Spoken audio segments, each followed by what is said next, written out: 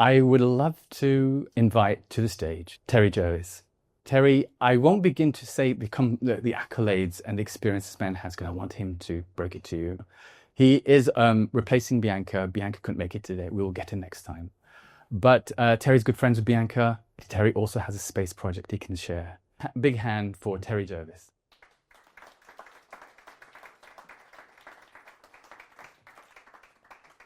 Hi, everyone. I know you're looking for You don't know Bianca. the lovely Bianca.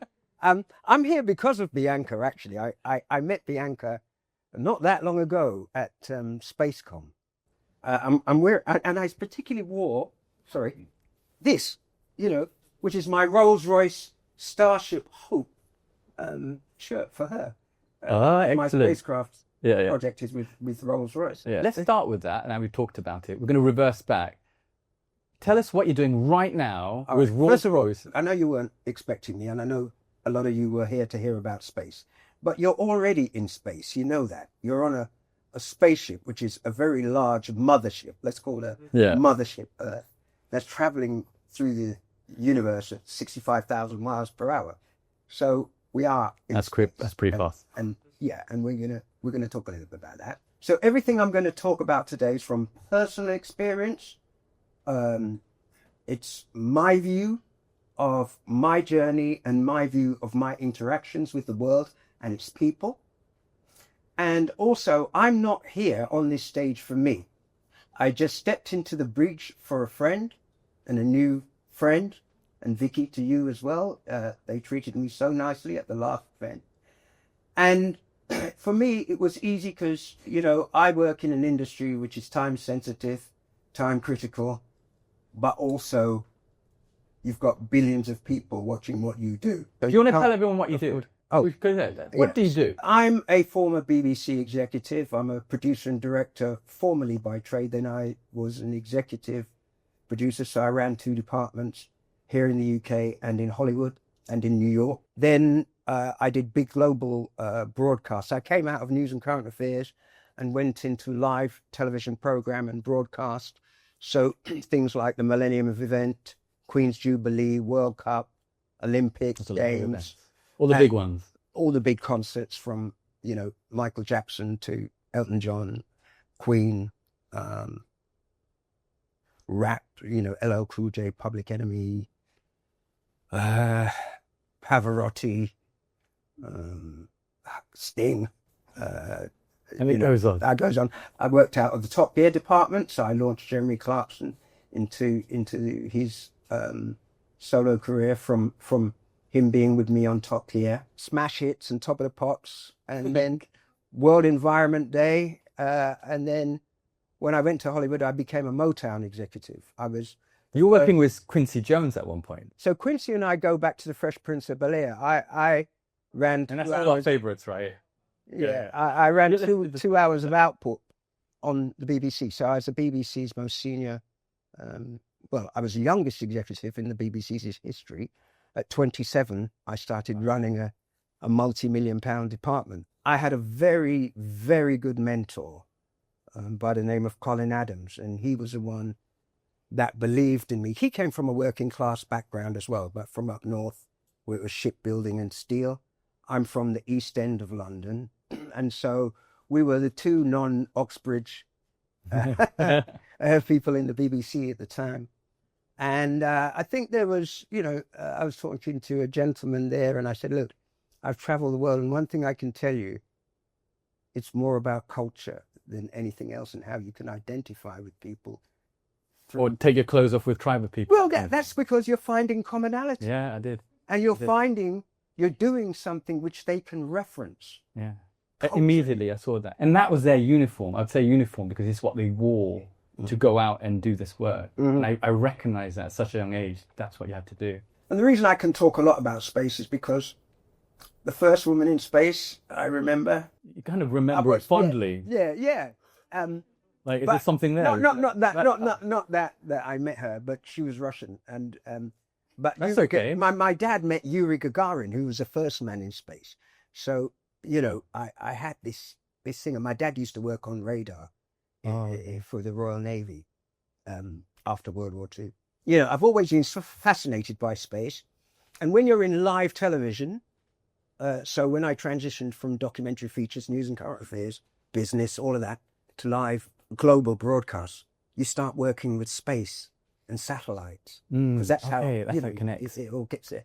And then when I bring it in the year 2000, do you remember everything was supposed to crash out of the sky? It was Y2K. Oh, yeah, Y2K. Okay. Phones wouldn't work, banking systems, and there was a big threat. And so at the BBC, we had to go on this kind of training exercise that if everything should crash, we'd have to go back to analog. Whoa. And or Morse code. And yeah, literally, just, all this, the dishes you don't use now. Remember when you used to have a aerial on top of Yeah. Yeah, I remember those. Yeah, so we'd have to go back to that. So I had to go through all that. But I also then ended up starting to work with NASA because we were doing a live broadcast from the space station, and the modules were still just being kind of put up. So, we had to beam up there and then get that back down. And then the military came calling for me. How does the military come calling for you? How does that happen? It's an interesting world out there, all I can say. And they came to me. And then I became the Royal Air Force's first ever commercial business and communications agent. And I still work with them to this day. What does that mean? It means you... Sounds impressive, though. Yeah, but you do a lot of things that gets you to understand the military, both, from the Army, the Navy, to how you all get your clothes and goods, because there's someone somewhere patrolling while you sleep. There's someone somewhere protecting the goods that arrive here. There's someone somewhere making sure that we're monitoring space so your banking system doesn't crash, or an asteroid doesn't hit it, or somebody doesn't fire an object to deliberately do those things. Yeah. And I think it's also what made me gravitate to the military was because my time in the BBC in 1922 was set up by people who'd been at war in 1914, and so it was like a military organization. And even when I look at the way I was sent around the world, and everywhere you landed, there was an office, so it was a bit like that. And you had a ranking system before you even made it up to producer, director, or even an executive. You get postings or attachments around the world to see how you coped in war zones or famine zones or wherever it was. Since working with the Air Force, I then started to meet a lot of other interesting companies outside of my sphere of normal interest. So from space to defense, I knew about automotive, but then I started to work with Bentley for one, and various others. I helped launch a channel called Trace TV in France. Then I brokered the deal with Sky, because I helped Sky launch their daytime programming. Premier League channel, Formula One channel, and Trace Sport was all part of my my brief to supply content, but also I managed the Trace Sport output here because, I brokered the deal with Sky. So Sky was basically paying me and paying us for the license to help bring the behind the scenes of the sports stars. So behind the scenes of Formula One, behind the scenes of Premier League. Amazing. So not the live kind of football or the live F1. I then got to meet, I was in the States, and at this time, after Motown, I was then working with a guy called Clarence Avon, who, if you haven't seen him, go on Netflix and look up the Black Godfather documentary. I think you find it very, very interesting. I'll look that one up. About the range of businesses he was involved in. But, I did things like working on Batman and Star Trek and Marvel. You can't just say that flippantly. Sorry? You can't just say that, I worked on Batman. That's absolutely amazing. I want the audience to get more out of this for their businesses and careers. So, whilst I've worked with all these big companies, the bottom line is you still have to deal with humans and people and personalities, right? And sometimes it can be very complex. Anybody in here who's a CEO or COO of a very large company will understand that I worked with all these people. I've had a great life. It's been a charmed one, and it's been an exciting one. It's been a dangerous one. It's been a fulfilling one. But always, always at the heart of it, I was able to come back home to inner peace. That's amazing. Not everyone has that. Not everyone can achieve that. Today, when somebody says, "Oh, I've got X million views," I remember I was in the headquarters of Facebook, and in the headquarters of Facebook in I love how he just says that. Carry on. No, but I said this to who was then the business communications officer for Facebook, and Mark Zuckerberg and Sheryl Sandberg were there, and it's quite interesting what's happening now. And I remember in Facebook headquarters, there's two giant screens with the Earth rotating on the dark side and the light side, right? So just like the Earth rotation. And I said, "What are these little dots lighting up?" They said, "Oh, these are all the people we have. We know what computer or mobile phone they're using, because they have to configure the screen to your, whether it's an Apple phone or an Android phone or a PC or Apple a laptop or whatever." And I said, "So what are those people doing? Oh, they're gathering data, da da da da da." And they started reeling off all this stuff that they do. And they wanted to give me a blue tick, which they did at the time. You know how anybody knows anything about Facebook and Instagram. And I said, "Well, blue tick doesn't mean anything to me." He said, "But the blue tick means you get all these other benefits." And they said, "We've worked out that you've had 4.5 billion people see something you've done. And we want to hit that." And I think at that time they were only about 1.5 billion, right? And I stopped and I said to her, "Do you realize you have more information day to day, real time, than governments do?" And she said, "No, we never thought about it like that." I said, "Well, you need to think about that, and you need to think about the responsibility required." I'm glad someone told them to handle all of that data. So I'm not going to use Facebook the way most people do. If I've got something to say and I need to put it on the platform or Instagram, I'll do that. That's why if you look at my Instagram and Facebook, you'll see low numbers. Because I come from a world that I could land in any country and have a friend. Nice. Right? And that's not a joke. That's true. Because of the amount of kids that I've given pencils and paper to, because I know how much that means. Where I put water in a village or standpipes or electricity as a trade-off for me filming there, because I don't want to go and just take.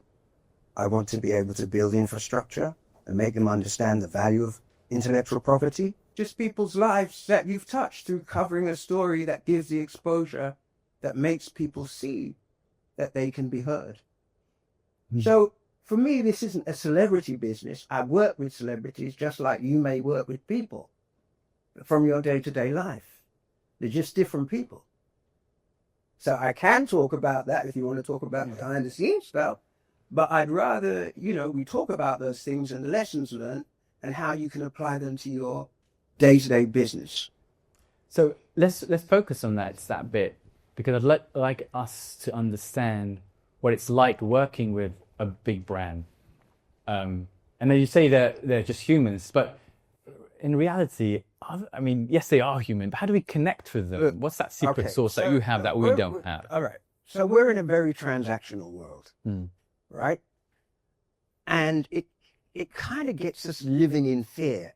We watch share prices do this, and then suddenly a politician, nameless politician somewhere in the world, does something, and I don't know who you're talking about.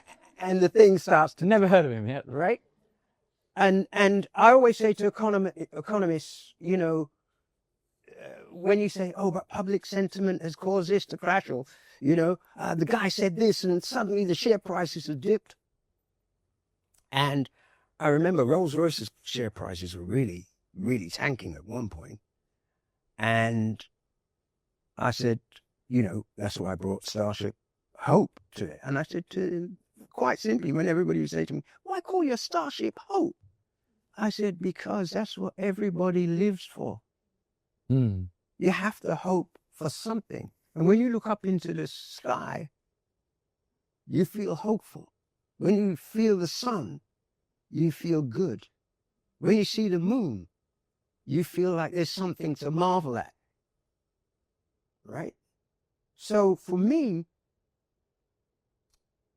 what we have to remember, ultimately in business, no matter how transactional or AI business may become, people buy people. Mm. People warm to people. People put their trust in people. And things, mechanical or electronic or digital, break down sometimes, just as people do. Right? And we tend to think, because we've become such a transactional world, that you can just fix the digital or the mechanical, but we don't think about how we fix the people. People, yeah. Right? We kind of just replace them. Right. So, look, my career has not just been built by me, it's been built by the people I serve and the people I am responsible for. And I wish every CEO would think in that's some very way powerful, actually. like this, because, you know, I had to develop a set of values that said, who am I? What do I stand for? And what will I not stand for? That's interesting to say what you won't stand for. Yeah. I'm all about, like, what do I stand for? What do I stand for? I've never actually thought what I won't stand for. You've probably never been put in those situations where it's life or death and you have to think to yourself, what I won't stand for. Right? Or you see something happening and you say, you know, do I turn away, turn a blind eye? Yeah. Or do I stand up for what I believe in and what is right? That takes a lot of courage. Yeah, but I've been in a guerrilla warfare since I was 5. So, you know, I don't necessarily have the fear that I suppose most people would do, because I think, you know, we're talking about culture, we're talking about experiences, we're talking about things that shape us, and everybody in this room has got something that shaped you going back in your past. But what most people don't do, unfortunately, is say, what did I learn and how do I apply myself after my misfortune or after I've fallen down or after something very traumatic has happened in your life? So when how you do you build resilience? When you mentioned that, Terry, I don't know if it's the right place to speak about this in front of everyone, but I'm going to anyway. Mm-hmm. Is if you would be so kind as to share. There's moments in your life that haven't been so rosy. There has been a massive transformation in your life that, if you could share with people, what happened at certain but look, that got you to this point. Yeah, but first of all, let me preface that by saying, just missed the bomb blast that blew up my office when I was doing the Big Breakfast, if you all remember that TV show. Then I was driving past the NatWest Tower, and I had to remind some of their own staff that a bomb blew up here and blew out the windows of my Jaguar while I was in it. You know, I grew up in an area of the Teddy Boys, the Skinheads, the National Front, and I had to fight with all of them.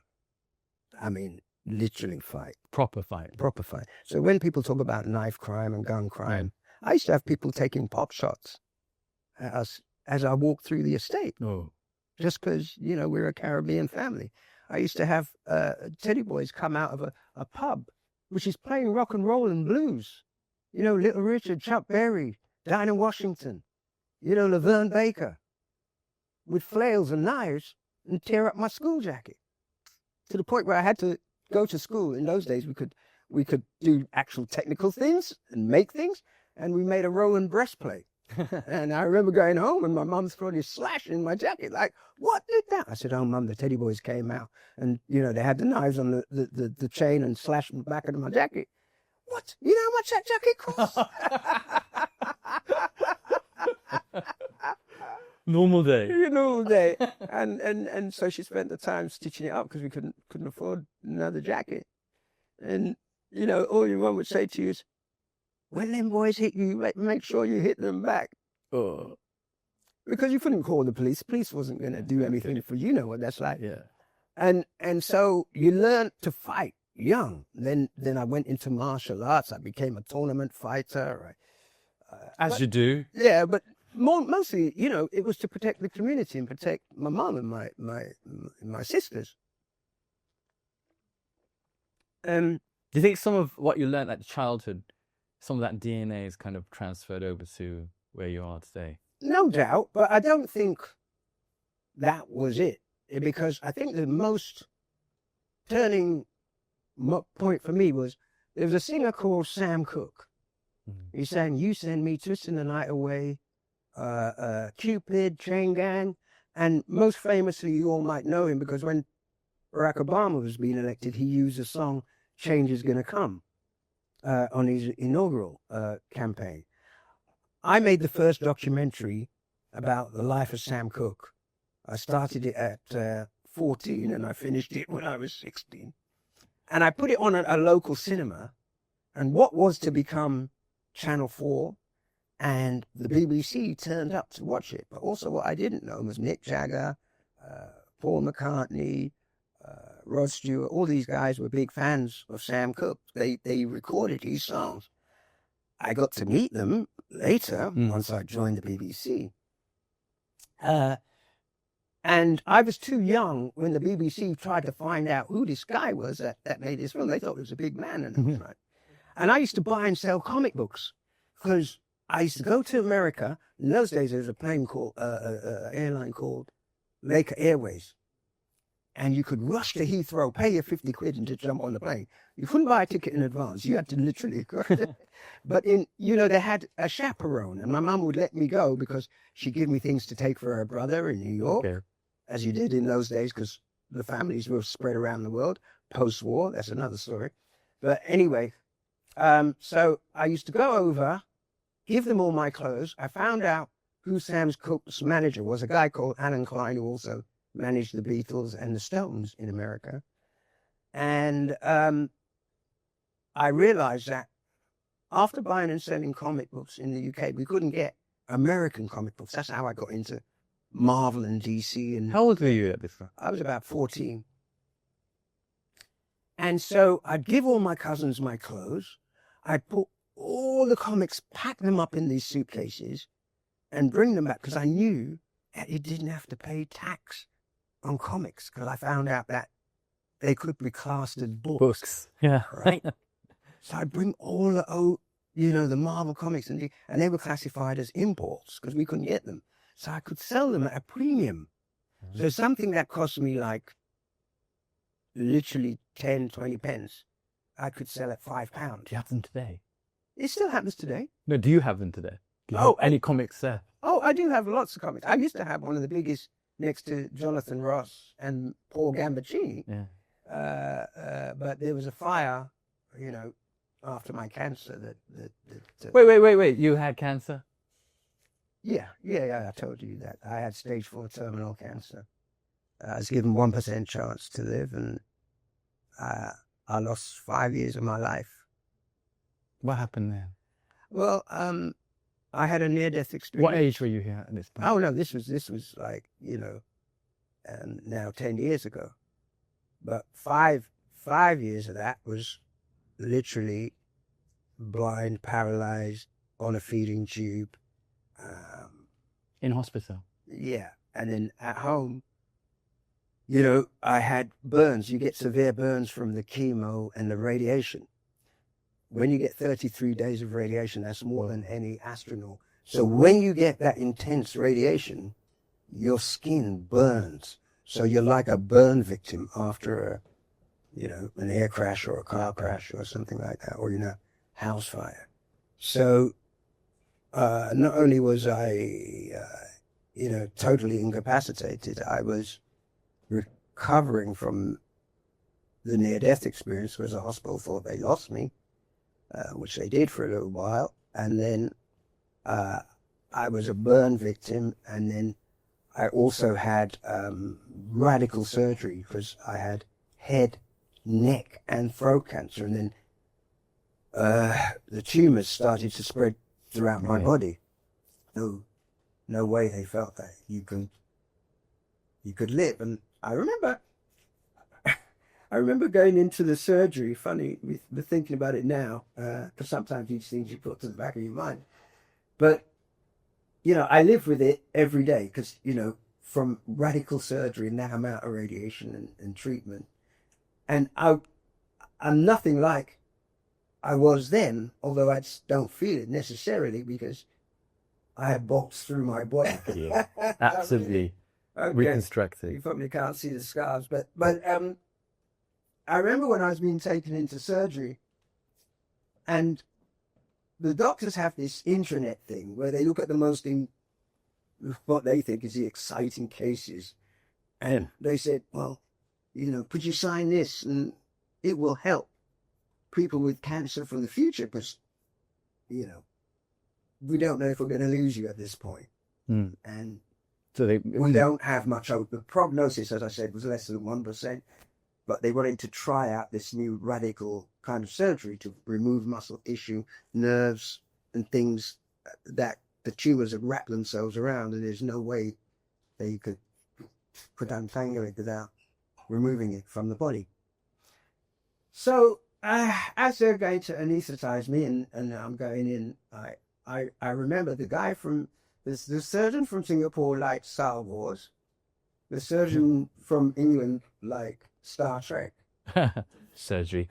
We expect the medical staff to do their job, obviously, and just give to us. But if you give to them, even if it's a smile, I said, I want you to be Dr. McCoy, and I said, I want you to be Yoda, because I need the Force. And I need somebody who's kind of, that's crazy. Kind of petulant and says, I'm going to get through this, People have gone to surgery. We expect the medical staff to do their job, obviously, and just give to us. But if you give to them, even if it's a smile or make them feel something. The thing is, they're not supposed to, they said, we can't take this, we're not supposed to take gifts and da-da-da-da. A bit like that in the military and when I was in the BBC. And I said, look, this is education to people. You have to think, what am I imbuing? What am I putting into this that I seriously believe in? And if somebody came back to me to complain about the thing I made, I would be able to defend it and say, this is why I did it. And this is why I believe it was the right thing to do. And it was only intended to do some good for people. All right? So even arms dealers will tell you, I'm doing this to preserve the peace. Yeah. Or do you say, I have to stand up to that threat to protect my mother and sister? Yeah. Right? And that's like in business. Protecting your idea or protecting your business? Same feeling? I always look at it as protecting your people. Not protecting my business. You see, you went automatically to business. I'm thinking protecting my profit. Right, but that's where business today, the Western way of thinking, is failing. The Western way of thinking is failing because it's not thinking about its people. It's thinking about its businesses. It's thinking about the business. For who? Who inherits the business? The shareholders? If that business collapses, who suffers? The shareholders. Who works in those places? The people. If that business collapses, the people suffer. Yeah. So without them, what's the business? And that seems to be the last thing on everyone's mind. Right. So any business executive out there working at this level, I hope you understand that. When you go home tonight, think about your people. Think about who's worth protecting, because in my head, that's the CEO's job. That's different. Shareholders. What vision? What vision? What vision are they driving through? What the shareholders want. What the shareholders want. Look, perpetual profit is impossible. That's why markets go up and down. We are in a fragile state right now for a number of reasons. Fresh water on Earth That's what space may offer us. Diminishing resources, that's what space may offer us. And all of this stuff about going to space and exploration, space is very harsh. I mean, if Bianca was here, she'd tell you. Yeah. But for me, going up to the edge of space and flying with the Royal Air Force and doing all that stuff and being able to see the world. Wait. You've been to space? No, I haven't been to space. I've been to the edge of space. So that's the stratosphere. Yeah. Beyond, But not beyond that. No, you know. You have to, When you go up in an exercise, a mission exercise, you actually see the curvature of the Earth, and don't forget, Concorde was essentially a spaceship. I can look at it that way. I've never looked at it that way. Flew to the edge of space, and so it's not that gave me a different perspective, and it's not that surviving cancer and trauma even before that, I told you with everything else. You have to say, what is my purpose? Why have these things happened? And what have I learned from them? How has it made me? And I realized that actually the resilience was built before all of that. Mm. And so why I talk about business in that way, because everybody in here is essentially in here to learn, right? They've come to edify themselves. They've come to see somebody talk about something hopefully meaningful, not about themselves. I've done what I've done. You can look me up in the National Portrait Gallery, the British Film Institute, or just Google my name. I've got nothing to prove. But what I have done is made sure these things are recorded for all time. And it's a resource to you to understand how you can make your lives better or business better. And I always say, I never chased profit, right? In the sense that I told you can't have perpetual profit. It's impossible. But what I did was I set the goals and I gave people purpose. And once we had enough purpose to achieve our goals, that's where the profit came. No matter what happened in the market, we still profited because we could weather the conditions. We could see in advance what was going to happen, because with purpose comes perception. Without vision, people perish. And that's what happens when you're chasing profit, perennial profit. You lose a sense of vision. You lose all purpose and values. You will do things that go against the grain because you're trying to get the quick hit. And with that purpose that you found, I just want to go back to where this purpose feels like it's an energy that's been transformed from another energy, which was pain. Yeah. So that pain turned into purpose, turned into a perception. You say pain, but I've had a life of joy. I look at pain. Look, pain is our friend, right? No one agrees? No. Listen, there is no one in this room that doesn't know what pain is. If you've never known what pain is, put your hand up. Or I can't see anyone. No. Everyone's hands down.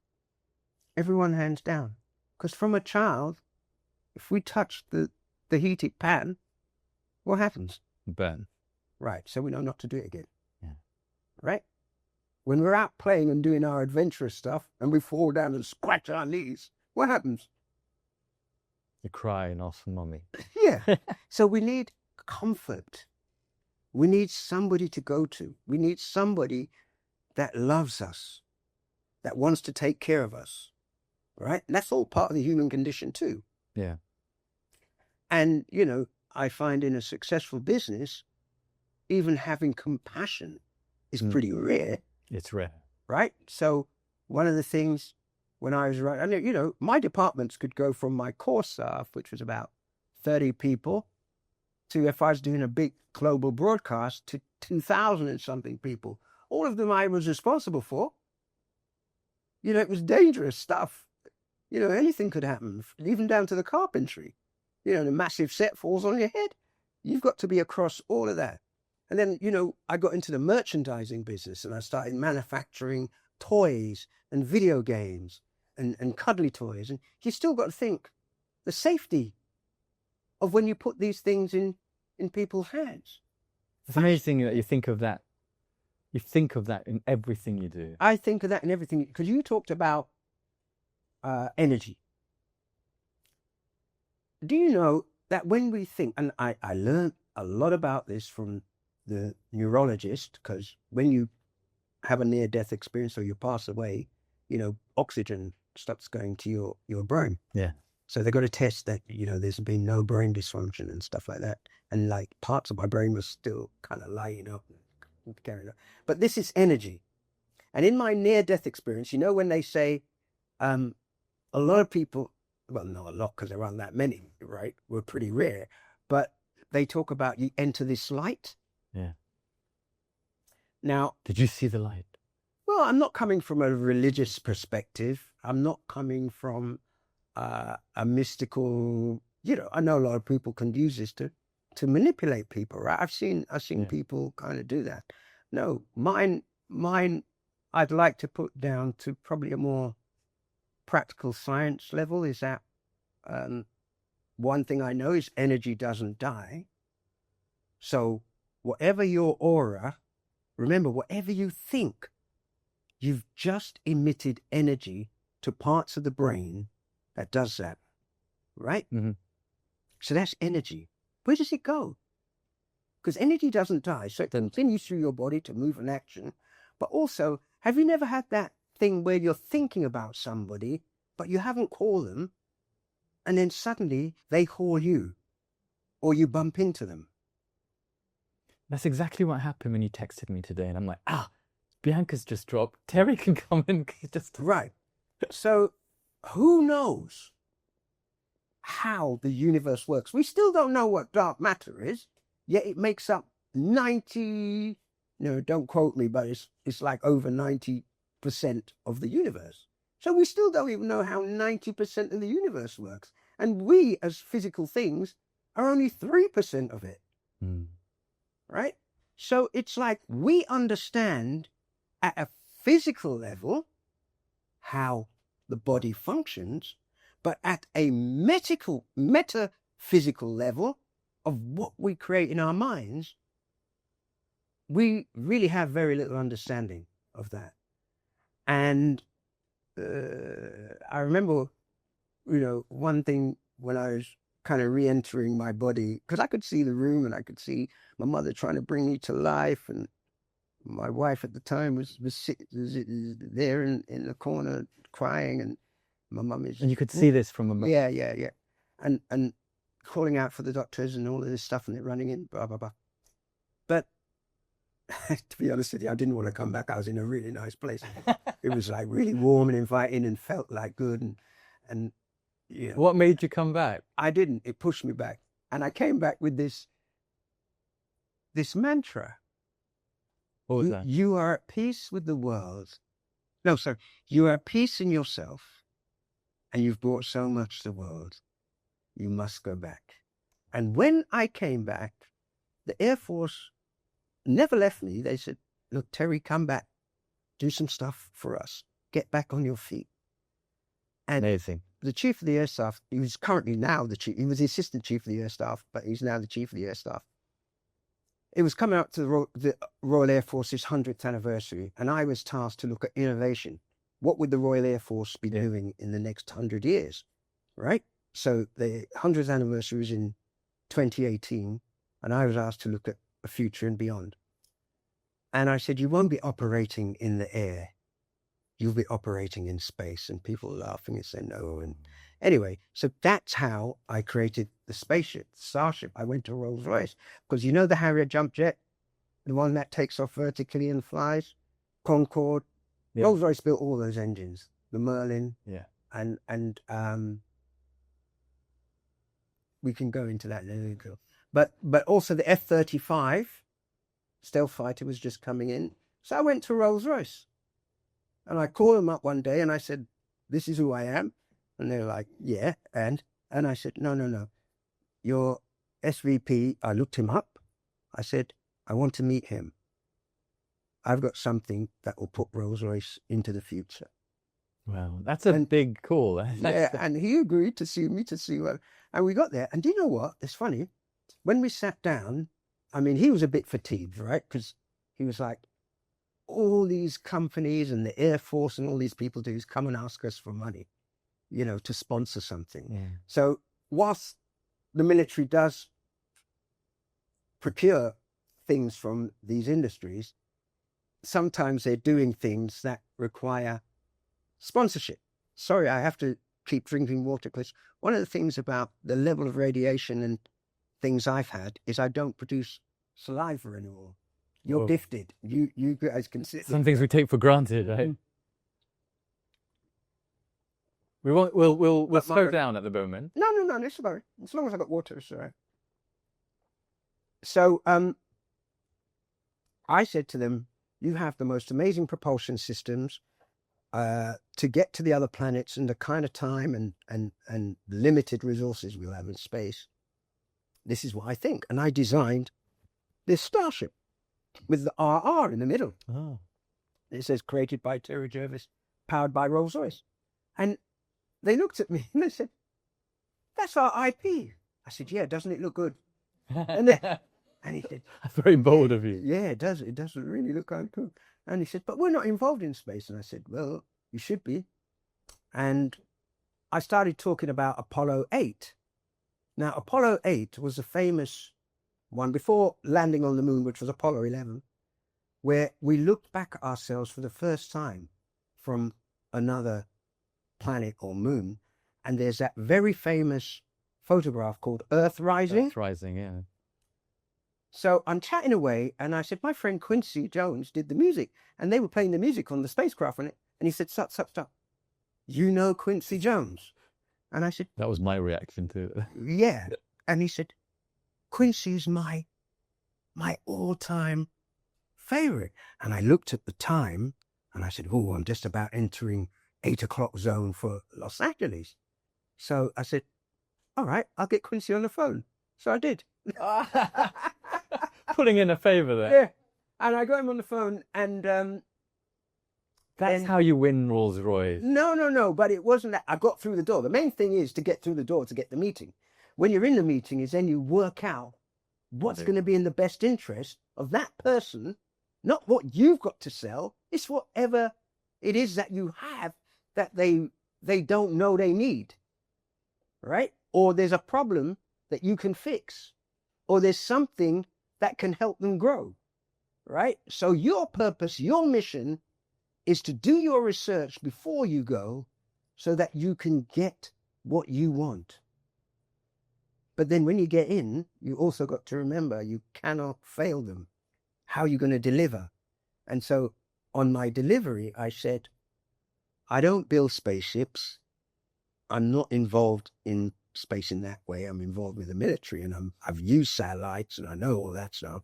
I said, but actually, this will be good for Rolls-Royce's share prices. Because you've got to have something new and fresh to say, this is what we're going to grow in our business, right? And to the heart. But the fun part of it was, I said to him,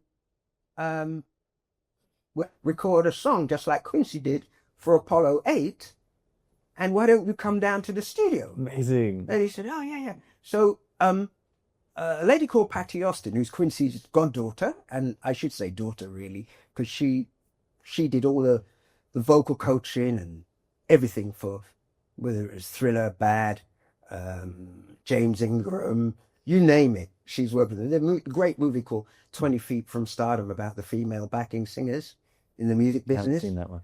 And how much they made the actual records work. And then some of them became lead vocalists and stuff like that, like her. And she's a Grammy Award winner, right? Yeah. So we used Quincy's band. We put together the track in Los Angeles. The SVP of Rolls-Royce came down to see us doing the mixes and building the track here in London. And he brought an electronic violin. And I thought, I've actually never seen anybody play an electronic violin because I've only worked with big orchestras, right? So it's a good thing. And he started playing something on this violin, and it was kind of Celtic sounding. And I said, that's it. That's what we need on this track. And he said, oh, do you produce music then as well? I said, yeah, don't worry. I've worked with Stevie Wonder, Diana Ross, blah, blah. And he was like, what? You never said that in the meeting. I said, yeah, come. So we made the record, and then we went number one in the R&B charts and sold physical records. Yeah, and this is only like in just before COVID. Huh? What track was that? It was called Hope Has Arrived, which is the name of the spacecraft. Hope means Human Outer Planetary Explorer. But I wanted to give people hope. So I built the acronym after I said hope to everybody. But essentially, that's what it was. So after that, we became like good friends, and I got the IP to use the Starship logo. We're just now creating the virtual of the actual spacecraft so we can use it in the metaverse and teach people about space. That's how I came to Bianca, because she's a space engineer. She builds spacecraft. She builds spacecraft. And so when she saw mine, she was like, what? And I said, yeah, but I really need a real space engineer. I'm an amateur, really. But I got by because Rolls-Royce took me into this division, which is like Area 51. Do you know what Area 51 is? UFOs, aliens, high tech, all that. They got that as well. And I got to work with some of the greatest minds who's worked on so many things that you probably would never know. And I worked with them to build the spacecraft. Amazing. Yeah. It's not easy for everyone. And I'm not, as I say, this is personal. This is my personal experience. But I used to read comic books, as I told you. And comic books, believe it or not, gave me values of heroism, of what it was like to do the right thing and do right by people. And look at my career. Even with the challenges I've had, I haven't even spoken about the business challenges. But my values overrode everything.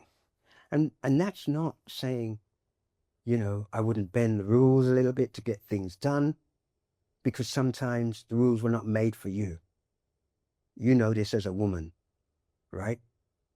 So you have to learn to circumnavigate those things. And just like with the cancer, I had to learn to circumnavigate what everybody was saying would happen to me.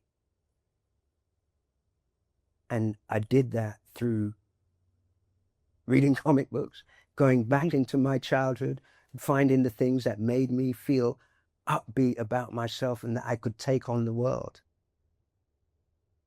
And sometimes, as much as we think we're adults and we think, oh, that's not what I should do or what it takes to be a man, you know, there's a lot of manosphere stuff in all of today. And I'm like, wow, look at what social media has done.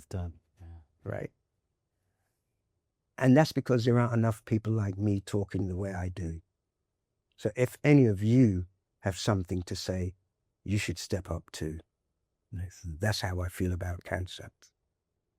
Thank you so much, Terry, for sharing that life story. Ladies and gentlemen, so is it.